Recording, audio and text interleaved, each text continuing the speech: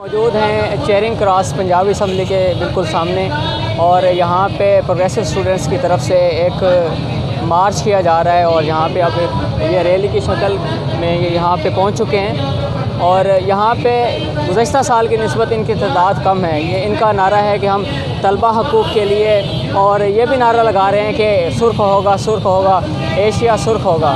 میرے ساتھ سلمان درانی موجود ہیں۔ سلمان، نعرہ لگایا جا رہا ہے سرخ ہوگا، سرخ ہوگا، ایشیا سرخ ہوگا۔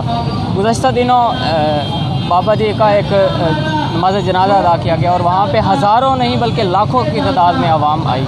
آپ کو کیا لگتا ہے، ایشیا سرخ ہو رہا ہے یا سبز ہو رہا ہے؟ ایشیا کنفیوز ہے فی الحال کہ وہ سرخ ہو رہا ہے یا سبز ہو رہا ہے، لیکن یہاں جو واضح فرق بیانیے کا ہے اور جو عوام کا جھکاؤ ہے وہ زیادہ تر ریلیجس سینٹیمنٹس کے ساتھ موجود ہے۔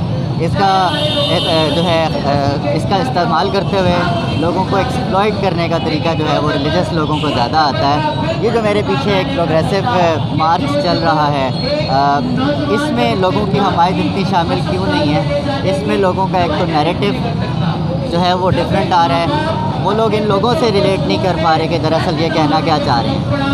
اور دوسرا، آپ نے ابھی بیان کیا اپنے انٹروڈکشن میں کہ ان کی جو ہے وہ پہلے کی نسبت اب جو ہے تعداد کم ہے۔ ہاں، یہ تعداد کم کیوں ہے، یہ پوچھنا چاہتا ہوں۔ ابھی میری جو بات ہو رہی تھی ان سے، میں نے کہا کہ یار اگر 10 لوگ بھی ہوتے ہیں، اگر آپ احتجاج کو مزید مؤثر بنانا چاہتے ہیں تو اس چوک کو بند کیا جا سکتا تھا، تاکہ آپ کی بات زیادہ اثر رکھتی اور جلدی آپ کا ایکشن لیا جاتا آپ کی بات کے اوپر۔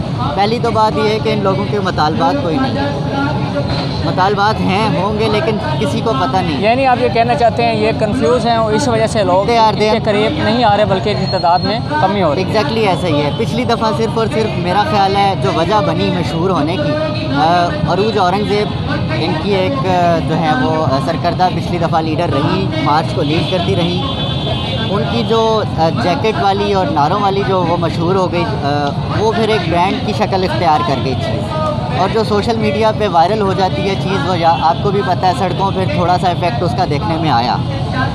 اس بار جو ہے اس چیز کے ساتھ لوگ ریلیٹ نہیں کر پا رہے۔ لاسٹ ٹائم بھی آخر نہیں کیا تھا لال ہوگا، لال ہوگا، ایشیا لال ہوگا۔